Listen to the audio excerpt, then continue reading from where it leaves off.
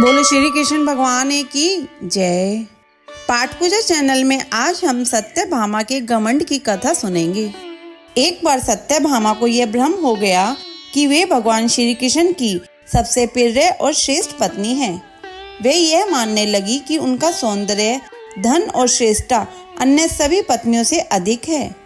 नारद मुनि जो सदा भगवान की लीलाओं में सहभागी होते थे, इस अहंकार को दूर करने के लिए एक योजना लेकर आए। नारद मुनि ने सत्यभामा से कहा, यदि तुम भगवान श्री कृष्ण को वास्तव में अपनी संपत्ति मानती हो तो उन्हें दान करके अपनी श्रेष्ठता सिद्ध करो और बाद में उन्हें वापस पाने के लिए उतने ही मूल्य का दान तुला में तोलकर चढ़ाना होगा।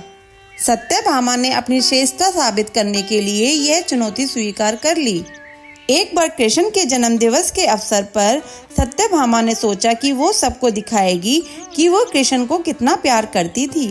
सत्यभामा ने तुला भार की व्यवस्था की। लोग बहुत प्रभावित हुए, पर कृष्ण पर इन बातों का कोई असर नहीं हुआ। वे जाकर तराजू के एक पलड़े पर बैठ गए।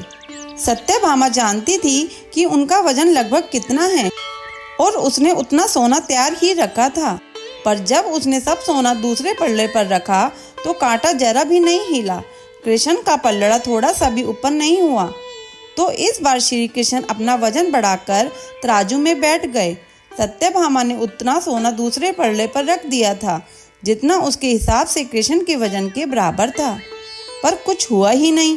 तब तक शहर के सभी लोग यह घटना देखने के लिए आ गए थे।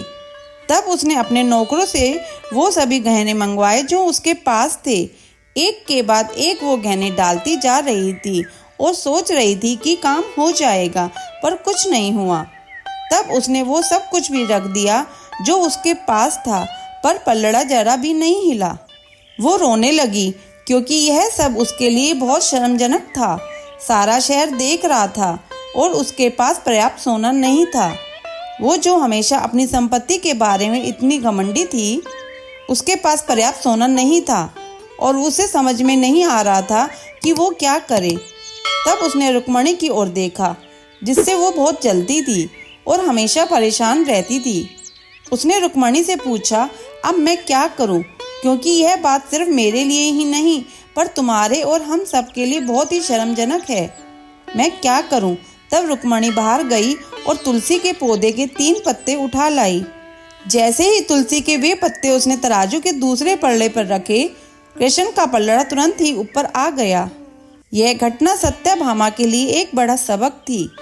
उन्हें समझ में आ गया कि भगवान को प्रसन्न करने के लिए धन, संपत्ति या बाहरी वस्तुएं नहीं, बल्कि सच्ची भक्ति और समर्पण की आवश्यकता होती है। कथा संपूर्ण। अगर आपको ये कथा सुनना अच्छा लगा हो तो इसे लाइक करके शेयर करें। चैनल पे नए हैं तो सब्सक्राइब करें।